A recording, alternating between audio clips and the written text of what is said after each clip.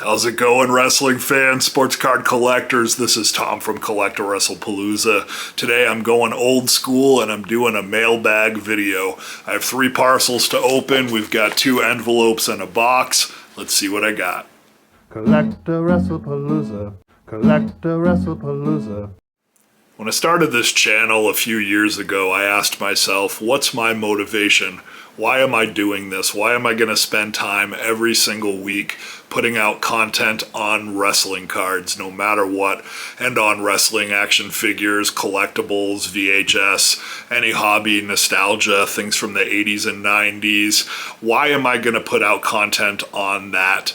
And the main reason that I'm doing it is nostalgia. I'm doing it because as a kid, I loved to collect. As a kid, I loved professional wrestling, and as an adult, I wanted to celebrate that freedom by saying I can do whatever I want. And I want to share that love. I want to share that passion. I want others to see that as an adult, you can do whatever you want, and if that means you're going to go out and buy wrestling action figures, so be it. Whatever the reason that is, why that makes you happy, it doesn't matter. It's the fact that it does make you happy is all that matters. So I think that mailbag videos is a great way to illustrate that excitement and that freedom that we find as adults in this hobby. I have other sorts of videos that I make. I have top 5 videos that I'm making now. If you're a fan of my channel the last few weeks, you're going to see a lot of top 5 videos, and I like those too as historical markers of the market.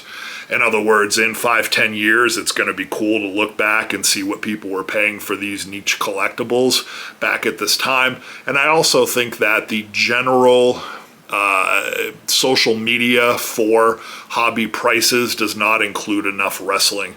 And to be honest, it's hard to conclusively tell what people paid for things, even in the recent past. If you go on websites, they usually only go back a few months, and then data before that is not really conclusive in terms of what people paid.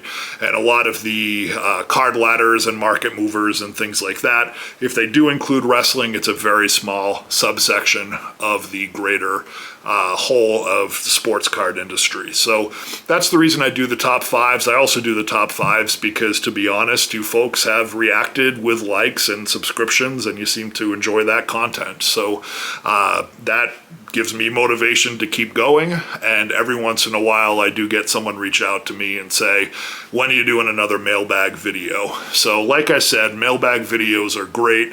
It's just that pure nostalgia, it's that pure excitement that I can go out and spend my hard-earned money on whatever I want, and if that's going to be wrestling cards or wrestling collectibles, it doesn't matter. I don't need to explain myself. I can have this Christmas every day opening up these packages. So the first one I'm going to open up today is a slabbed card, I'm guessing. I do buy mostly slabbed cards and VHS right now. The main reason I don't buy much raw is no matter what, I think that raw cards are extremely difficult to assess on any marketplace. It's really hard to tell what you're getting. And the main reason I buy slabbed cards is because you just know what you're getting. So that's the part of the slabbing process that I like, is the consistency in terms of being able to buy and sell and communicate the quality of the card in a very real and easy way. This first one here is, in fact, it is a slab, and this is my first card from this set. It is a Gem Mint 10. This is the Wonderama card of the Barbarian, Warlord, and Ivan Koloff or Nikita Koloff.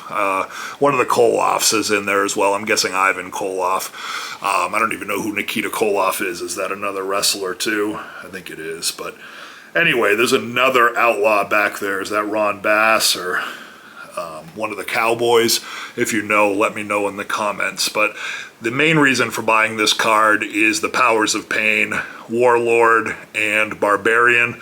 I really like the Wonderama set. I've always said that it looks like Polaroids. They look like pictures that fans would take, and it just has that air from the old arenas, the dark arenas with the spotlights and maybe even cigarette smoke back in the day, and these big behemoth men that were larger than life that would walk around and wrestle each other, just like a boxing arena. Or that type of nostalgia really comes out in the NWA cards. This is from the era of when it was a sport, the sport of wrestling. They would rank the wrestlers, they would have tournaments, you know, they'd say their weight and height and tail of the tape before the matches. They would really portray it as a sporting event. And I feel like the NWA Wonderama cards really conveys that same feeling. And it's hard to find them in high grades. This one is a Gem Mint 10, which is why I purchased it. It was on auction. I don't remember exactly what I paid, but it was pretty reasonable. And this could be considered, I don't want to say a rookie card. I hate saying that. It's not a rookie card for either of these superstars, but maybe for the Powers of Pain as a tag team.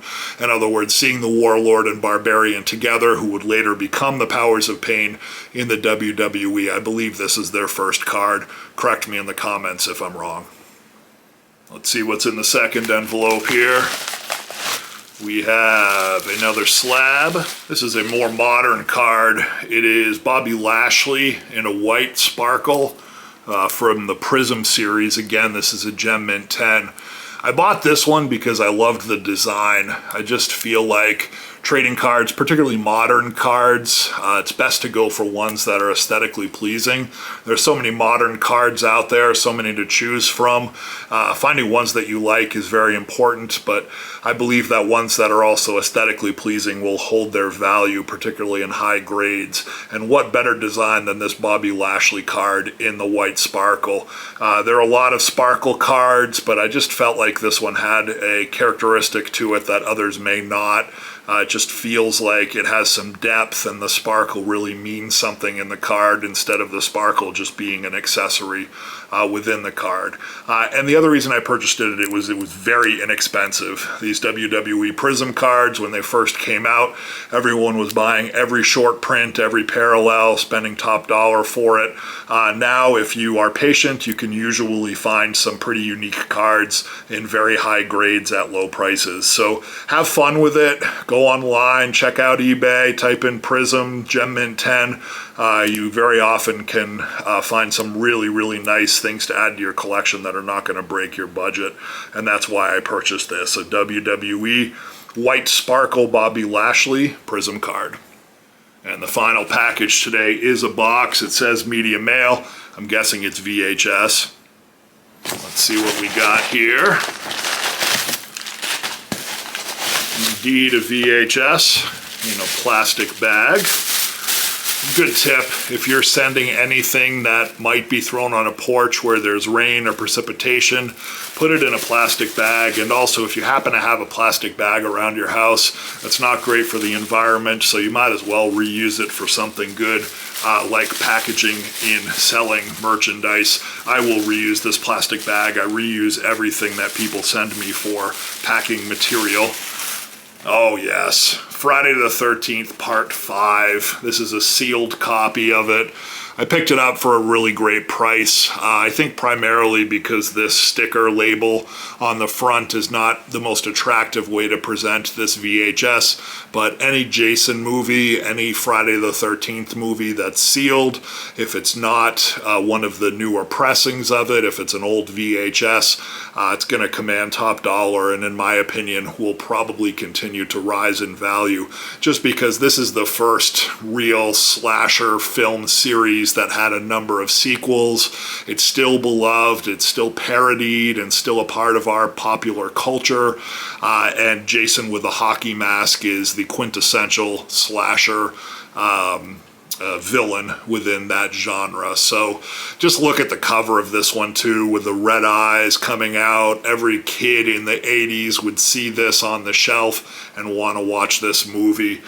So I couldn't resist when I found one that was within my budget. Again, I only buy sealed VHS if I If I can find ones that are affordable, I will buy raw if I need to, but I always prefer sealed if I can. So when I found something of this movie in a sealed copy that I could afford, I jumped all over it. Can't wait to put it up on my collection, on my shelf, display it. Really attractive video. This is Friday the 13th, part 5.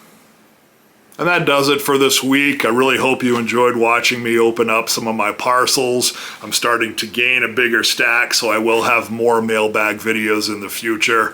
Be good to each other. Happy collecting. Have a great week. CollectAWrestlePalooza, CollectAWrestlePalooza.